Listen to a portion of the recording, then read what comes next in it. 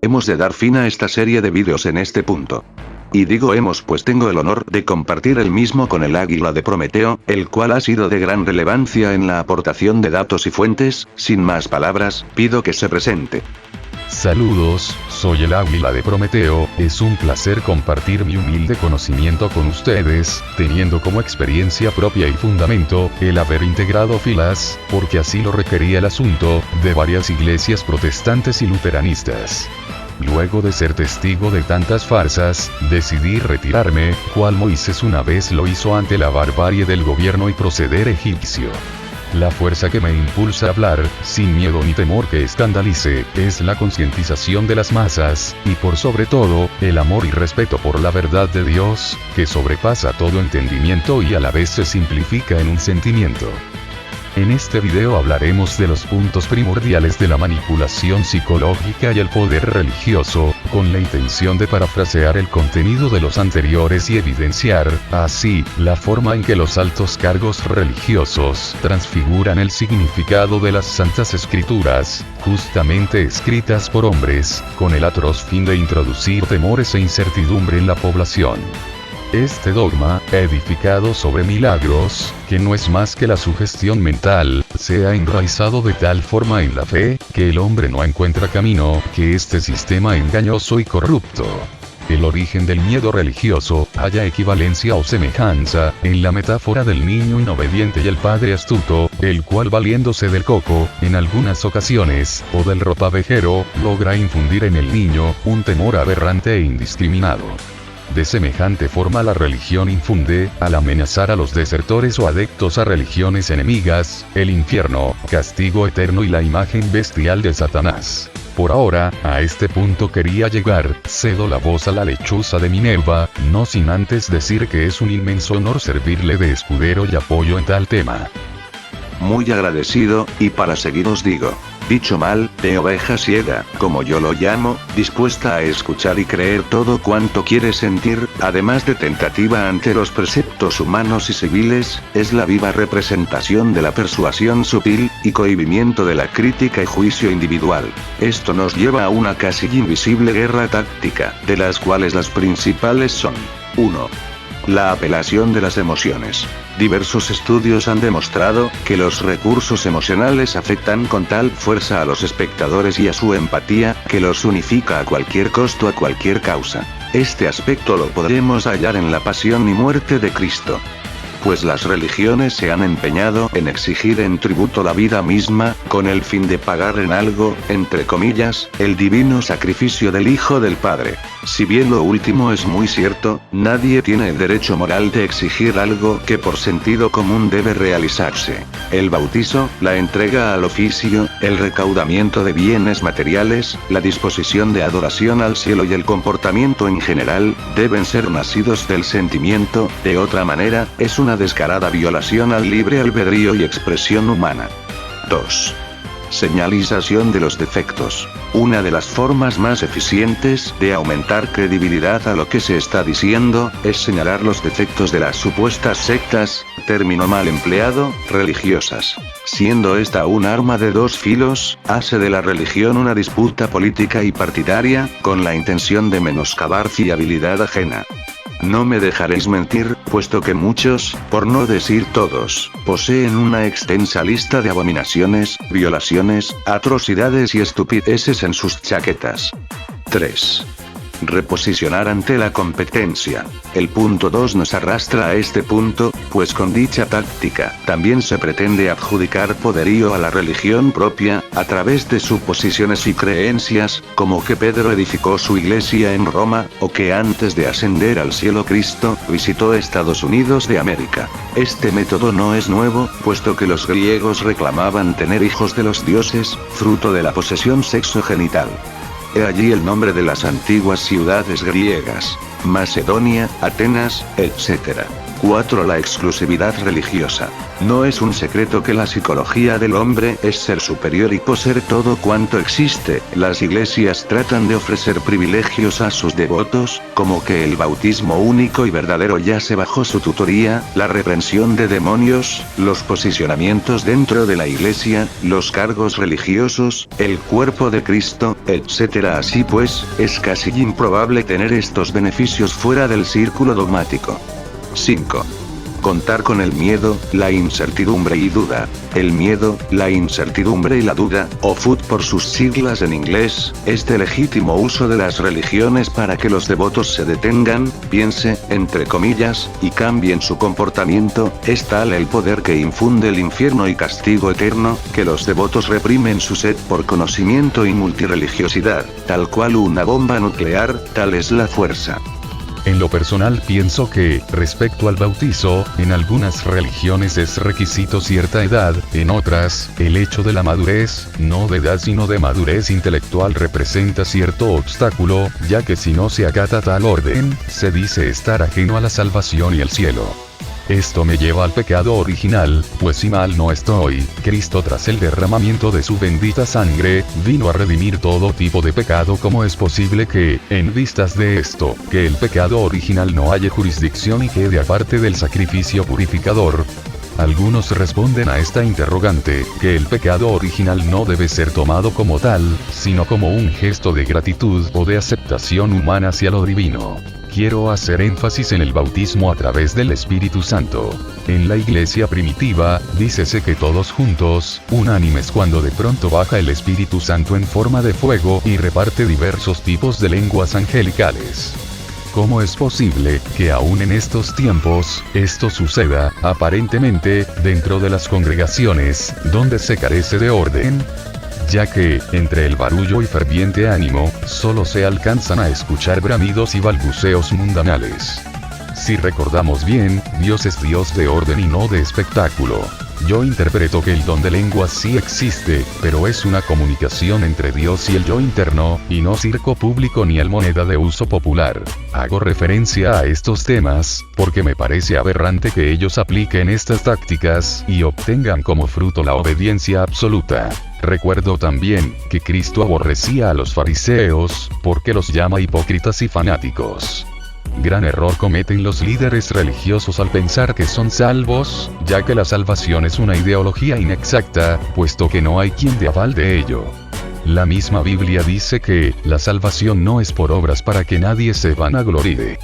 Excelentes acotaciones nos muestras, Águila de Prometeo. Este es el riesgo a que se exponen los súbditos religiosos. Por mi parte, parafraseando la obra poética, Política de Dios, Gobierno de Cristo, Francisco dice esto respecto al verdadero fin de la verdad absoluta. El entendimiento bien informado guía a la voluntad, si le sigue. La voluntad ciega e imperiosa, arrastra al entendimiento cuando sin razón le precede. Es la razón, que el entendimiento es la vista de la voluntad, y si no preceden sus ajustados decretos en toda obra, a tiento y a escuras caminan las potencias del alma.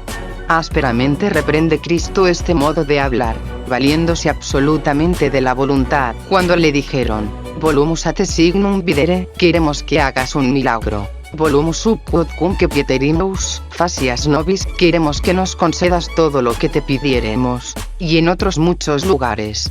No quiere Cristo que la voluntad propia se entremeta en sus obras. Condena por descortés este modo de hablar. Y últimamente, enseñando a los hombres el lenguaje que han de tener con su Padre, que está en el cielo, lo primero le hace resignar la voluntad y ordena que digamos en la oración al Padre nuestro, hágase tu voluntad. Porque la propia está recusada, y él la da por sospechosa. Así, Señor, quien con la oreja habla y más de cerca esta doctrina, les conviene no solo dar el primer lugar a la voluntad propia, pero ninguno. Resignación de Dios es seguro de todos los aciertos. Han de hacerlo así, y no deslucir a aquella escandalosa sentencia, que insolente y llena de vanidad hace formidables a los tiranos. Sic volo, sic jubeo, sic pro ratione volutas. Así lo quiero, así lo mando, valga por razón la voluntad. En tanto, ¿cómo puede la voluntad, lejos del entendimiento, ser medio de salvación confiable? En esto no solo vemos el poco avance teológico de estas religiones, sino también, la mala intención por interpretar a conveniencia la filosofía de Cristo. Pláceme informaros que Cristo no tuvo necesidad de basar sus argumentos en miedo, difamación, jerarquía, exclusividad o apelación de sentimientos. Estrategas son, y por ende, es prudente y sabio afirmar los ojos y el seso antes que los oídos y la fe. Estas tácticas, debemos comprender, tuvieron como fin restaurar el orden del precario y decadente imperio romano. La pregunta es, ¿acaso no los mismos que dieron muerte al Hijo del Padre, escribieron la Biblia? La historia la escriben los vencedores, decía Eugen Weber. Y ciertamente seguir este medio, a gran peligro impulsa al hombre, siendo este todo oídos. Ahora es el momento de hablar del poder religioso, y para ello doy lugar al águila de Prometeo. Pues bien, ¿qué se puede entender como poder religioso? Según Wikipedia, XD, autoridad religiosa o poder religioso puede designar a cualquier autoridad o ejercicio del poder investidos de un carácter religioso. Más concretamente, en el ámbito político, en el cristianismo, la teocracia, el cesaropapismo, los poderes universales o el regalismo, en el islam, el califato, en el ámbito religioso, la jerarquía eclesiástica, en el cristianismo, en la Iglesia Católica la jerarquía del clero, obispos, cardenales, el papa, véase derecho canónico, en la Iglesia Ortodoxa los popes, obispos y patriarcas, en las iglesias protestantes los pastores, ministros y obispos, en el anglicanismo la cabeza de la Iglesia de Inglaterra es el rey de Inglaterra, en el islam los ulemas, imanes, ayatolás, etc., en el judaísmo los rabinos. En otras religiones, distintos tipos de sacerdotes, sumo sacerdote, sacerdotisa, etc. Pero como bien sabemos que Wiki no es 100% confiable, XD, hablaremos del poder económico y anímico religioso. El poder que infunde la Iglesia con sus repletas arcas, no se limita a la aplicación en obras de caridad. Si bien, la Iglesia Católica, bondadosamente otorga bienes a los más desprotegidos, sépase que duplican, monetariamente, el costo para suprimir el hambre mundial. La excusa a esta avaricia es que, de otorgar la Iglesia la totalidad de sus bienes al pueblo, desaparecería en menos de un año. Mas yo les pregunto, si el Evangelio es poder de Dios, ¿acaso no por obra y poder de Dios, su palabra llegaría hasta el último rincón del mundo, con o sin dinero? Cristo es el vivo ejemplo de lo que digo, nunca se le vio amasando fortunas, y jamás solicitó ayuda monetaria, más allá que alimento y hospedaje, para predicar la palabra del Dios eterno. Tal fue su amor y empatía, que nos dio el regalo más valioso, además de sus posesiones terrenas, su sangre amada. Respecto a las iglesias protestantes, el mayor alarde que he visto tras sus muros de arrogancia, ha sido la mala e indebida administración del diezmo. Como experiencia personal, fungía yo un cargo importante en la iglesia, a mi cargo estaban niños y jóvenes inquietos. Les hablaba de Dios en el parqueo de automóviles, porque los salones principales eran ocupados por los padres de los mismos. Imaginarán al peligro que estaban expuestos, pedí audiencia con los ancianos de la iglesia, para que me otorgaran cierta cantidad monetaria, para montar un salón provisional en las afueras. Como respuesta a mi súplica obtuve una mísera y asquerosa cantidad, que apenas suplía el gasto de agua potable y sombra. Pero este no es el punto es que tras esto, fui testigo audiovisual, de las ofrendas, repulsivamente extrafalarias, que eran depositadas en la cuenta personal del pastor general. Condena Dios este precepto y lo hace notorio en el obrar de su Hijo y su palabra, ni los ladrones, ni los avaros, ni los borrachos, ni los difamadores, ni los estafadores heredarán el reino de Dios. Primera de Corintios 6, 10. Marcos 10 del 17 al 30. El joven rico. 17. Cuando Jesús salía para irse, vino un hombre corriendo, y arrodillándose delante de él, le preguntó: Maestro bueno, ¿qué haré para heredar la vida eterna? 18. Jesús le respondió: ¿Por qué me llamas bueno? Nadie es bueno, sino solo uno, Dios. 19. Tú sabes los mandamientos. No mates, no cometas adulterio, no hurtes, no des falso testimonio, no defraudes, honra a tu padre y a tu madre. 20. Maestro, todo esto lo he guardado desde mi juventud, dijo el hombre. 21. Jesús, mirándolo, lo amó y le dijo: Una cosa te falta. Ve y vende cuanto tienes y da a los pobres, y tendrás tesoro en el cielo. Entonces vienes y me sigues. 22. Pero él, afligido por estas palabras, se fue triste, porque era dueño de muchos bienes. Peligro de las riquezas. 23. Jesús, mirando en derredor, dijo a sus discípulos: qué difícil será para los que tienen riquezas entrar en el reino de Dios. 24. Los discípulos se asombraron de sus palabras. Pero Jesús, respondiendo de nuevo, les dijo: hijos, qué difícil es entrar en el reino de Dios. 25. Es más fácil para un camello pasar por el ojo de una aguja, que para un rico entrar en el reino de Dios. 26. Ellos se asombraron aún más, diciendo entre sí ¿y quién podrá salvarse? 27. Mirándolos Jesús, dijo: para los hombres es imposible, pero no para Dios, porque todas las cosas son posibles para Dios. 28. Entonces Pedro comenzó a decir a Jesús: nosotros lo hemos dejado todo y te hemos seguido. 29. Jesús respondió: en verdad les digo, que no hay nadie que haya dejado casa, o hermanos, o hermanas, o madre, o padre, o hijos o tierras por causa de mí y por causa del Evangelio. 30. Que no reciba 100 veces más ahora en este tiempo, casas, y hermanos, y hermanas, y madres, e hijos, y tierras junto con persecuciones, y en el siglo venidero, la vida eterna. Desde otro aspecto, los testigos de Jehová, si bien no avaros y poco corruptos, mantienen la idea que de pan vive el hombre. No piden dinero, pero el hecho de incluir en su círculo predilecto a ricos pobres, y lucrar de la disposición de los pobres ricos, se pueden calificar de jerárquicos embaucadores. No tiene Dios espacio para la distinción de ricos y pobres, y eso lo vemos, también en Cristo. Ya conocéis la gracia de nuestro Señor Jesucristo, que por amor a vosotros se hizo pobre siendo rico, para que vosotros con su pobreza fuerais enriquecidos. Segunda de Corintios 8, 9. ¿Y qué decir de los mormones?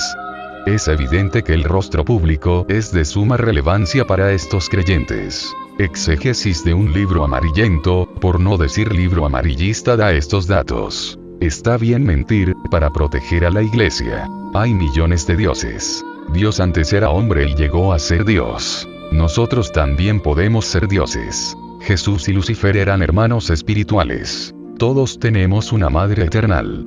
Dios es polígamo. El Jesús de la Biblia era polígamo. El Jesús del cristianismo no es el Jesús del mormonismo. Los pecados son perdonados por medio de buenas obras. La salvación por fe en Jesús es una necedad total. Dios maldijo a la gente de raza negra. Un grupo de dioses ayudaron a Jesús a formar la tierra. Algunos pecados requieren el derramamiento de su propia sangre, etc. Estas creencias me hacen suscitar en las doctrinas de los masones, a excepción de algunas, pero, ¿acaso el racismo disfrazado es y la posición política, civil o militar es clave para hallar la salvación? El problema no son sus creencias, sino el poder económico con que compran la voluntad del hombre. Dar para recibir, recibir para dar, dar recibiendo para que nadie sospeche. En fin, pudiera continuar con la infinidad de religiones anticristianas, pero es el momento de escuchar lo que la lechuza tiene que decir.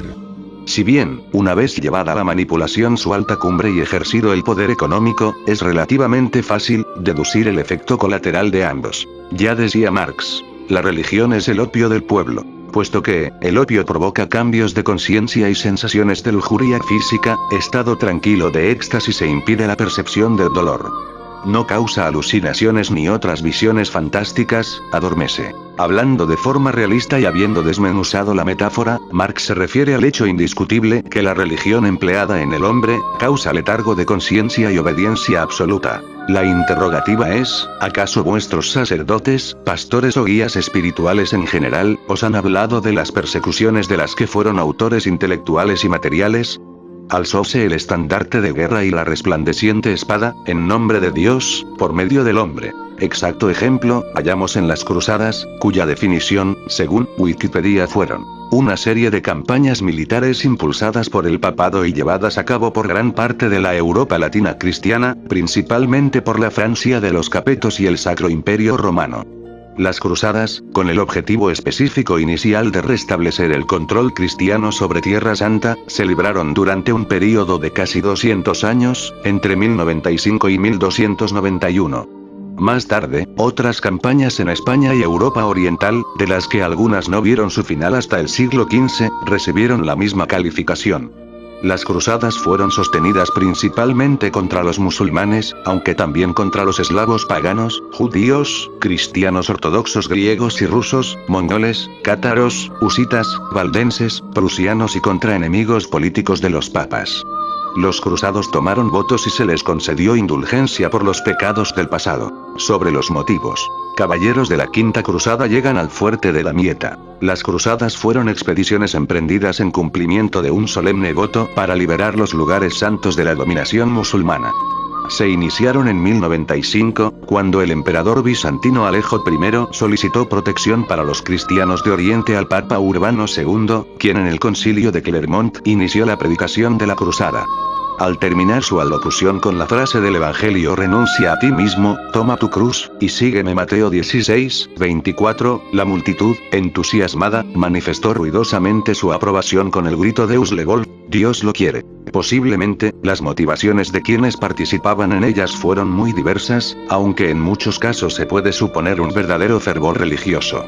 Se arguye, por ejemplo, que fueron motivadas por los intereses expansionistas de la nobleza feudal, el control del comercio con Asia y el afán hegemónico del papado sobre las monarquías y las iglesias de Oriente, aunque se declararan con principio y objeto de recuperar Tierra Santa para los peregrinos, de los cuales los turcos selyúcidas, una vez conquistada Jerusalén, abusaban sin piedad, a diferencia de los saracenos, que trataban a los cristianos con más respeto.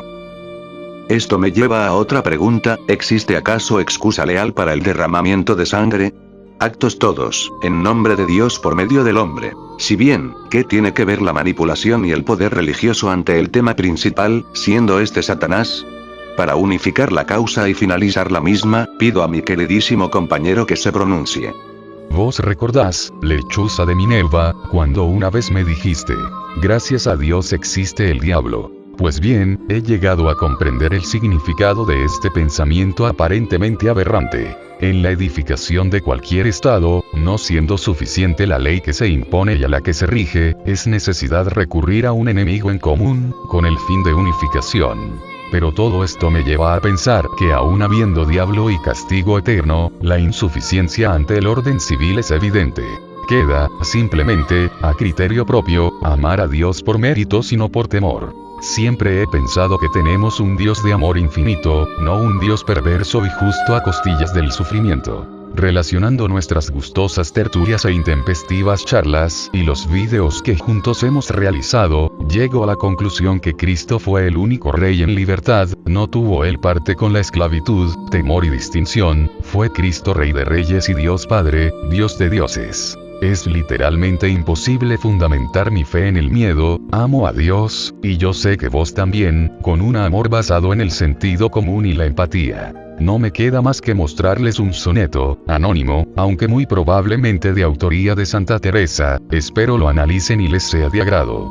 No me mueve, mi Dios, para quererte el cielo que me tienes prometido, ni me mueve el infierno tan temido para dejar por eso de ofenderte. Tú me mueves, Señor, muéveme el verte clavado en una cruz y escarnecido, muéveme ver tu cuerpo tan herido, muévenme tus afrentas y tu muerte. Muéveme, en fin, tu amor, y en tal manera, que aunque no hubiera cielo, yo te amara, y aunque no hubiera infierno, te temiera. No me tienes que dar porque te quiera, pues aunque lo que espero no esperara, lo mismo que te quiero te quisiera.